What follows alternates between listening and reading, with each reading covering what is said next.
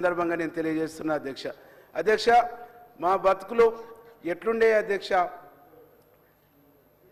మురికి కుప్పల కాడ మా జీవితాలు ఉండే కూలి మీద ఆధారపడి మా జీవితాలు ఉండే ఎట్టి బతుకులు మా ఎట్టి బతుకులు ఎతలు తీరాలంటే ఎతలు పోవాలంటే మా ఎతలు మా బాధలు తీర్చేటువంటి నరుడు ఓడుండనేటువంటి నాదుడు ఓడుండండి ఎదురు చూస్తున్నటువంటి రోజుల్లో డాక్టర్ బాబాసాహెబ్ అంబేద్కర్ గారు ఇచ్చినటువంటి రిజర్వేషన్లు మా జీవితాలలో వెలుగులు నింపినాయి అధ్యక్ష. కానీ ఆ వెలుగుల్ని సజీవంగా మా పల్లెలకు చేర్చింది కాంగ్రెస్ పార్టీ అధ్యక్ష. సజీవంగా మమ్మల్ని వెలుగులోకి తీసుకొచ్చింది కాంగ్రెస్ పార్టీ అధ్యక్ష. సజీవంగా మమ్మల్ని నిలబెట్టింది కాంగ్రెస్ పార్టీ అధ్యక్ష. ప్రభుత్వ హాస్టల్ పెట్టేసి మమ్మల్ని విద్యా వైపు డైవర్ట్ చేసింది కూడా కాంగ్రెస్ పార్టీ అని చెప్పేసి ఈరోజు సగర్వంగా మేము చెప్తా ఉన్నాం అధ్యక్ష.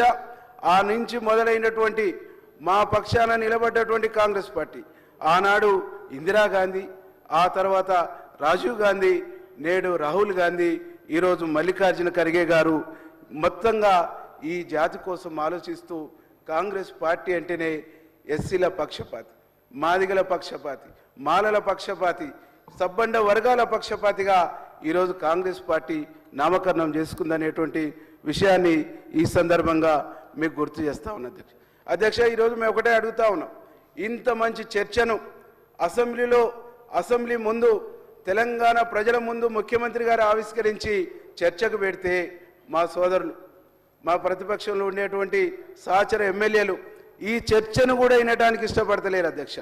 ఆనాడు 2014లో ఇదే అసెంబ్లీలో నేనున్న అధ్యక్ష. అఖిలపక్షాన్ని ఢిల్లీకి తీసుకుపోతానన్నారు, ఢిల్లీకి తీసుకుపోలే. దళితులను ముఖ్యమంత్రి చేస్తానన్నారు, ముఖ్యమంత్రి చేయలే. దళితుల్ని దగా చేసిర్రు, దళితులను మోసం చేసిర్రు. కాబట్టి దళితులంటేనే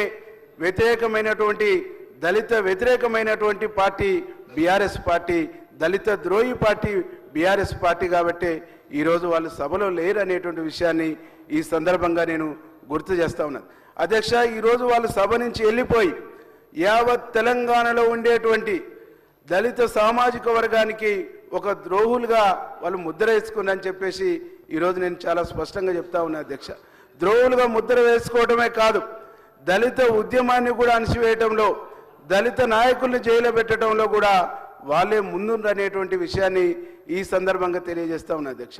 ఈ వాస్తవాలన్నీ మాట్లాడితే, ఈ వాస్తవాలను చర్చకు వస్తే భరించే శక్తి లేక గౌరవ ముఖ్యమంత్రి గారికి వస్తున్నటువంటి దళిత వర్గాల నుంచి వస్తున్నటువంటి ఆదరణ, దళిత శాసనసభ్యుల నుంచి వస్తున్నటువంటి ఆదరణ, ఈరోజు యావత్ దళిత సమాజం తెలంగాణ రాష్ట్రంతో పాటు తెలుగు రాష్ట్రాలు, భారతదేశంలో అన్ని రాష్ట్రాల్లో చరిత్రలో రేవంత్ రెడ్డి గారు నిలబడటం, చరిత్రలో రేవంత్ రెడ్డి గారి పేరు లిఖించబడటం ఇష్టం లేక నచ్చకనే వాళ్ళు వెళ్ళిపోయారు అనేటువంటి ఒక విషయాన్ని ఈ సందర్భంగా నేను గుర్తు చేస్తా ఉన్నా అధ్యక్ష. ఈరోజు గౌరవ ముఖ్యమంత్రి గారు తీసుకున్నటువంటి నిర్ణయం, గౌరవ ముఖ్యమంత్రి గారు ఈరోజు ఎస్సీ ఉపకులాల పట్ల తనకున్నటువంటి ప్రేమ, తనకున్నటువంటి చిత్తశుద్ధి, ఈ రోజుతో ఆ చిత్తశుద్ధి మొదలు కాలేదు అధ్యక్ష. ఆ రోజు దండోర ఉద్యమంలో కూడా ప్రత్యక్షంగా పాల్గొన్నాడు. స్వయంగా మందకృష్ణ గారే చెప్పిండు, మమ్మల్ని వెన్నుదట్టి లేపిండు, మా ఎంట నడిచిండు, మాతో ధర్నాలలో కూర్చుండు, మాతో ఆందోళనలో కూర్చుండు. అందుకే తనకు చిత్తశుద్ధి ఉంది అని చెప్పేసి స్వయంగా మందకృష్ణ గారే ప్రకటించిండ్రు. కాబట్టి ఆ చిత్తశుద్ధితోనే ఈ వర్గాల కోసం గౌరవ ముఖ్యమంత్రి గారు తీసుకున్నటువంటి ఒక గొప్ప నిర్ణయాన్ని మేము మనస్ఫూర్తిగా స్వాగతిస్తూ వారికి పాదాభివందనాలు తెలియజేస్తూ మా జాతి మొత్తం గౌరవ ముఖ్యమంత్రి రేవంత్ రెడ్డి గారికి, కాంగ్రెస్ పార్టీకి రుణపడి ఉంటుంది.